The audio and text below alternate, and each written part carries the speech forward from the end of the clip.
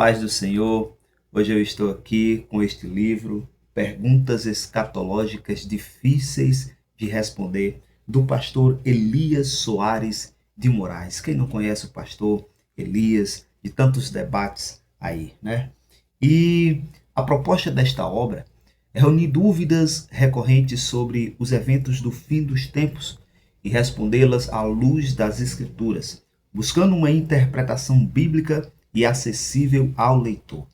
O livro faz parte da coleção Perguntas Difíceis de Responder, dedicada a esclarecer temas que frequentemente geram debates entre cristãos. Aqui, como podemos ver, é o volume de número 5, e neste volume o pastor Elias ele destacou aqui assuntos escatológicos. Então, como de costume, vamos analisar de uma forma rápida e objetiva este material. E no final do vídeo eu vou estar dizendo a minha sincera opinião acerca desta obra. Perguntas escatológicas difíceis de responder. Logo aqui na capa nós temos aqui: por que não sou pré-tribulacionista? O arrebatamento será secreto? A igreja passará pela grande tribulação? Jesus arrebatará a igreja para o céu ou para a terra? Quem são os santos de Mateus 24, versículo 31? Quem são as duas testemunhas? Essas e outras perguntas contém neste livro, capa dura, tá? A bendita esperança do cristão. O estudo da escatologia é extremamente envolvente, pois ela se ocupa com o estudo da bendita esperança do cristão. Ela mostra de forma clara a nossa saída desta terra por ocasião do arrebatamento da igreja para as regiões celestiais, para a casa do Pai, a saber, o céu, como o Senhor Jesus nos prometeu no Evangelho segundo João e no livro de Apocalipse. Não se turbe o vosso coração, credes em Deus, crede também em mim. Na casa de meu Pai há muitas moradas, se não fosse assim, eu vos teria dito, pois vou preparar-vos lugar, e se eu for e vos preparar lugar, virei outra vez, e vos levarei para mim mesmo, para que onde eu estiver estejais vós também. João 14, versículo de 1 ao 3. Nosso objetivo por meio desta obra é colaborar especialmente com os nossos irmãos e amigos defensores do pré-tribulacionismo, pois nos últimos tempos, principalmente com o avanço da tecnologia, temos assistido uma grande polarização entre as duas correntes escatológicas, pré-tribulacionistas versus pós-tribulacionistas. E como podemos ver, essa polarização tem crescido de forma considerável. E, em meio a tudo isso, a visão pré-tribulacionista tem sido extremamente bombardeada por aqueles que professam uma opinião contrária a ela, mas em especial pelos pós-tribulacionistas. E foi também por essa razão que, preocupado com boa parte do nosso público pré-tribulacionista, decidimos deixar essa singela contribuição por escrito daquilo que pensamos será a visão escatológica mais correta do ponto de vista bíblico. Vamos ter aqui por volta, ainda tem algumas folhas aqui, que servem para anotações. De conteúdo teremos aqui 486 páginas.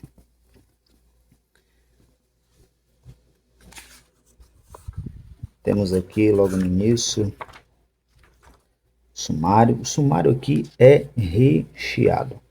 Mas por quê? Porque tem alguns, podemos dizer assim, capítulos que são apenas uma página, 2 páginas. Então, aqui o sumário ele é gigante. Temos aqui o prefácio e nós vamos estar olhando aqui alguns capítulos de uma forma rápida, os irmãos verem mais ou menos como é o conteúdo deste livro. E logo aqui no começo nós vamos ver aqui perguntas para os pós-tribulacionistas. Se a igreja passará pela grande tribulação, qual será o propósito do arrebatamento? Se a igreja não será levada para o céu, mas irá apenas até os ares, qual será o propósito do arrebatamento? Por que Cristo arrebatará a sua igreja para ir até os ares, uma vez que logo em seguida ela terá que descer? Não seria melhor ficar por aqui mesmo, já que a igreja, de acordo com a visão pós, não vai para o céu?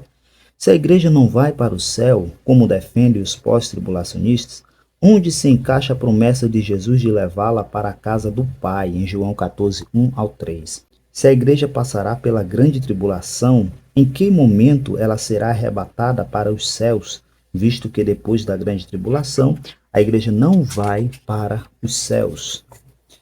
Se o céu não é lugar de corpos glorificados, como afirma Anthony, o que Enoque, Elias e Jesus estão fazendo lá? E ainda, porque as duas testemunhas serão levadas ao céu com corpos glorificados no período da grande tribulação? Porque Jesus, para consolar os discípulos, fez a alusão às muitas moradas na casa do Pai, ou seja, no céu, se ele não tinha a intenção de levá-los ao céu? Existe algum texto na Bíblia dizendo que a igreja não vai para o céu? E aqui se encerra aqui este capítulo, né? Então nós já vamos aqui para outro. E também, não sendo muito longo, ele se encerra. Vai ter muitos capítulos assim. Outros mais longos, né? Mais detalhados. Vamos estar olhando aqui. Outra diferenças marcantes entre as duas fases, né? Ele vai estar apresentando aqui versículos bíblicos que mostram a diferença do arrebatamento para a segunda vinda de Cristo, como na primeira, aqui está escrito, na primeira fase, a igreja sobe nas nuvens. Na segunda fase, Jesus vem com as nuvens. Na primeira fase, Jesus fica nos ares para receber a sua igreja. Na segunda fase, Jesus vem com as nuvens e desce à terra, e os seus pés estarão sobre o monte das oliveiras. Na primeira fase é tocada a trombeta de Deus, na segunda fase é tocada a trombeta dos anjos. Na primeira fase, Jesus leva a igreja para a casa do Pai, para o céu. Na segunda fase, ele vem com a igreja para inaugurar o milênio. Na primeira fase, Jesus vem para livrar a igreja. Na segunda fase, Jesus vem para livrar a Israel. E assim vai mais referências do qual ele mostra. Exemplos do arrebatamento secreto no Antigo Testamento. Olha só. Enoque tipifica o arrebatamento dos salvos, daqueles que não passarão pela morte, assim como Jesus, no Novo Testamento, é o tipo e o exemplo daqueles que morreram em Cristo, passaram pela morte, mas ressuscitarão para a vida eterna. Aqui embaixo, ó, nós vemos aqui ele dando o exemplo de Noé, no Antigo Testamento. Noé, sua família e os animais entraram na arca sem serem vistos por ninguém, 7 dias antes do dilúvio e não depois deste.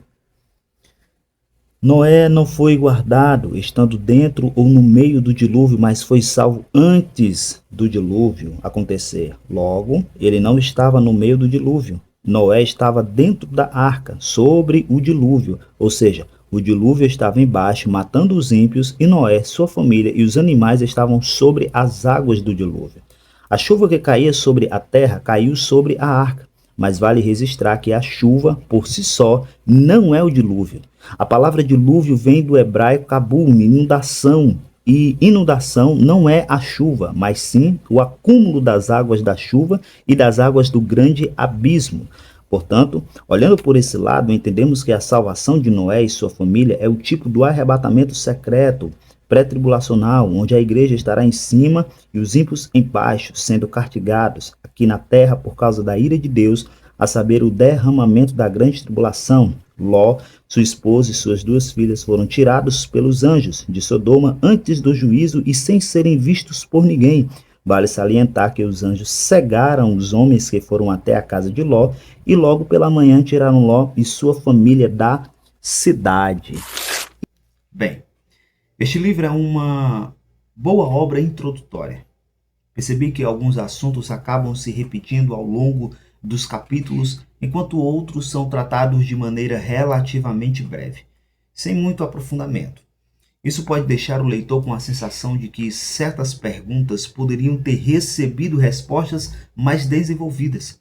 Outro ponto é o custo-benefício.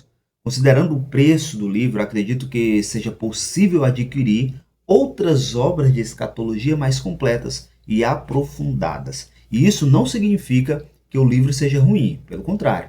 Ele pode ser útil para quem está iniciando os seus estudos ou busca respostas rápidas para algumas dúvidas específicas. No entanto, para quem deseja um estudo mais robusto e detalhado, existem opções que, na minha avaliação, entregam mais conteúdo pelo mesmo investimento.